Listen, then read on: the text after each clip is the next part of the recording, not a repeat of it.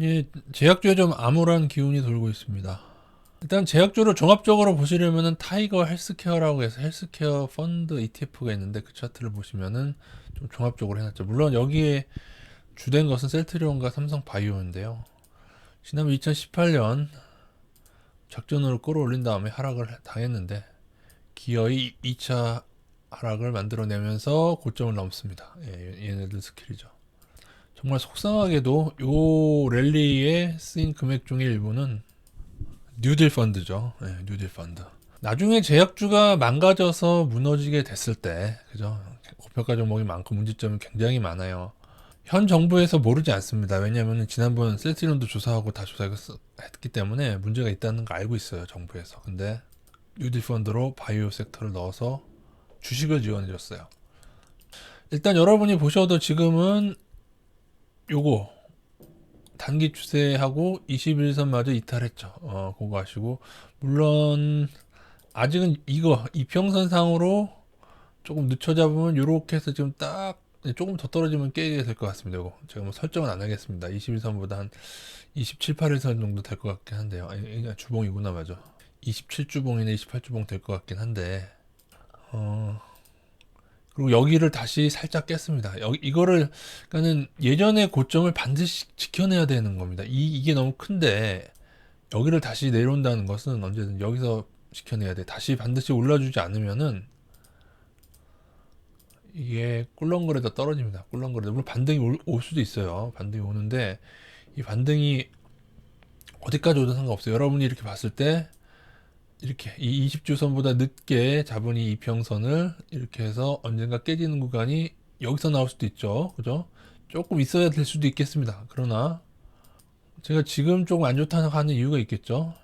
그동안 뜨지 않았던 괴리율이 떠서 그렇습니다. 괴리율, 타이거. 제가 이거 움직이는 애들이 알고 있다고 말씀드렸죠.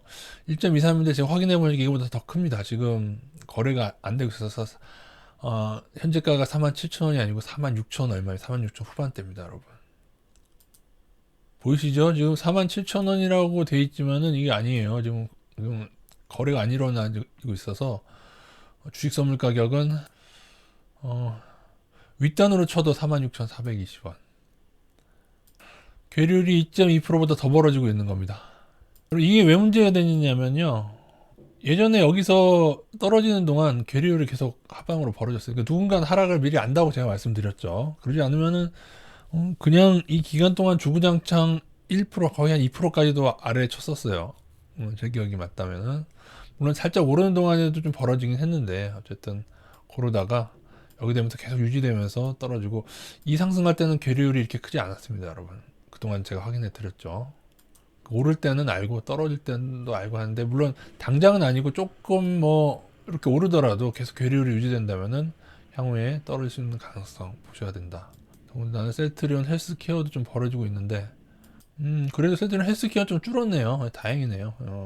다행이긴 한데 좀 줄었는데 아직도 0.4%.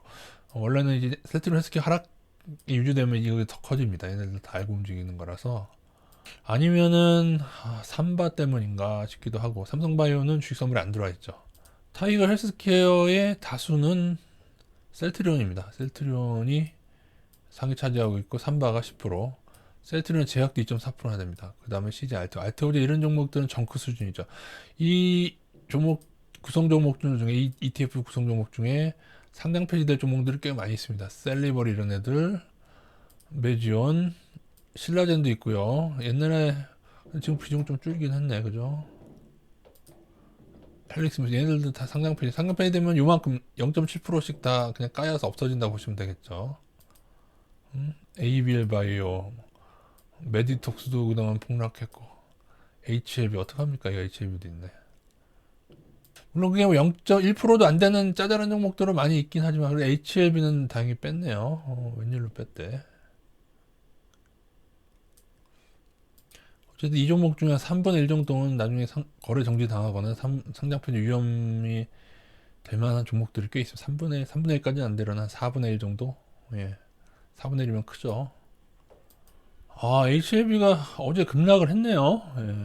그러니까 올해 급락 시기라니까요. 예, 맞네. 이제 문제가 나오고 있죠. 신약 허위 공시. HL뿐만 아니고 메디온 파미스 이제 다 문제가 생길 겁니다, 여러분. HAB의 재무제표죠. 작년에도 한 700억 적자.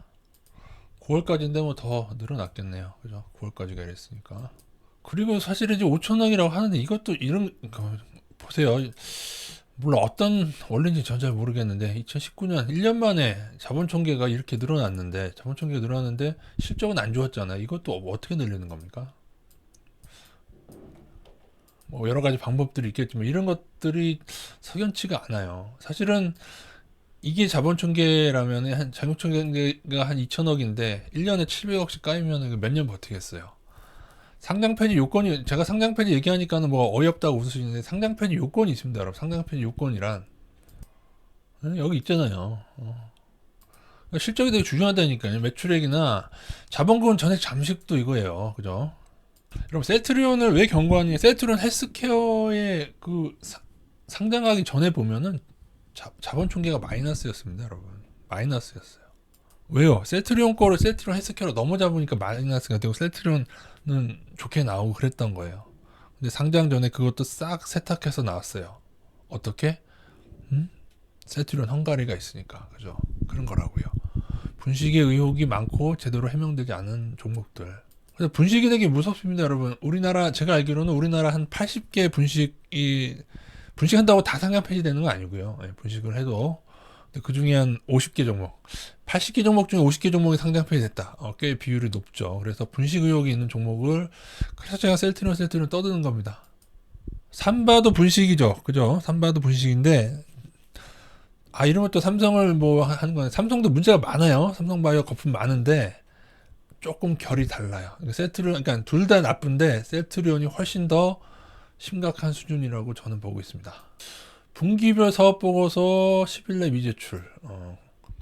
셀트리온 헬스케어는 상장 전에 이게 늦어졌는데 한 8개월인가 늦어졌는데 그건 상장 전이니까 상관없다. 상장표 요건이 그렇게 되네. 상장 전이니까 상관없겠죠. 근데 그때도 참 이상했어요. 왜 1년마다 하는 보고서를 8개월인가 늦게 하면서 그렇게 되면서 싹 좋게 세탁돼서 나왔죠.